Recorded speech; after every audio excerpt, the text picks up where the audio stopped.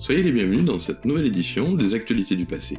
Nos différents sauts dans le temps vont nous amener à explorer des événements qui ont eu lieu un 21 mai.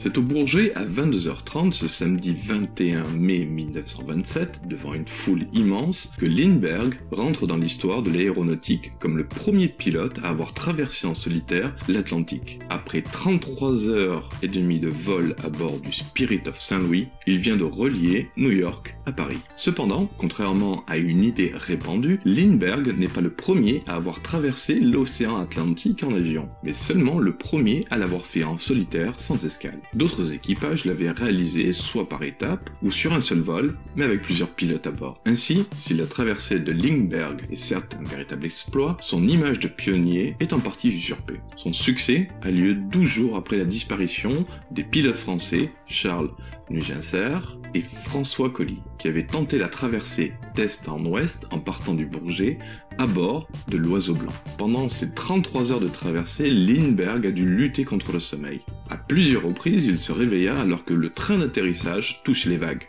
Il avait embarqué en tout et pour tout 2000 litres d'essence, 4 sandwichs, dont il mangea le premier en arrivant au-dessus de l'Irlande, et 2 barres de chocolat. À la foule qui l'accueillit lors de son atterrissage à l'aéroport du Bourget, il se contenta de répondre « Well, I did it ». Eh bien je l'ai fait. Pendant ce temps, les collectionneurs de souvenirs déchiraient des morceaux de la toile de l'avion. Lindbergh rentre aux États-Unis couvert de gloire. Cependant, quelques années plus tard, un drame va le frapper. En effet, son bébé sera enlevé et tué dans ce que la presse de l'époque appela le crime du siècle. Après cela, Lindbergh ne sera plus jamais le même homme. Et quel que fût son parcours après, il n'en reste pas moins que sa traversée constitue un exploit à part entière, et Lindbergh fut un pionnier de l'aéronautique. Les autres événements du 21 mai. Barbara Cartland décède le 21 mai 2000 à Hatfield, en Angleterre. C'est un écrivain à grand succès et probablement l'auteur de romans d'amour ayant vendu le plus de livres. Le 21 mai 1952 marque la naissance de Mr. T, acteur américain. Il est célèbre pour ses rôles dans des séries télévisées des années 80 et pour son rôle dans le film Rocky III, L'œil du tigre. Le 21 mai 1810, Charles de Beaumont, plus connu sous le nom de Chevalier d'Éon, agent secret français et diplomate, décède. Il est resté célèbre pour son habillement qui le faisait passer pour une femme. Il fallut attendre sa mort pour avoir la confirmation que c'était un homme et qu'il était parfaitement constitué.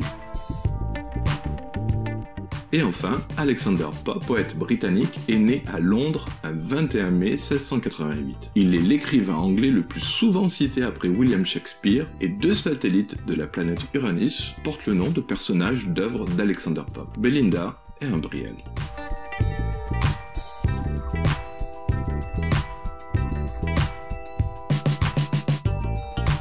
Alors je vous remercie d'avoir suivi ces actualités du passé.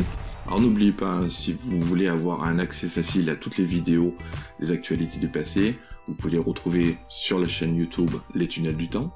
Je tiens vraiment à remercier toutes les personnes qui laissent des commentaires, j'adore vous lire. Merci également pour vos partages et pour vos likes, et permettez-moi de vous souhaiter une très belle journée. À très bientôt.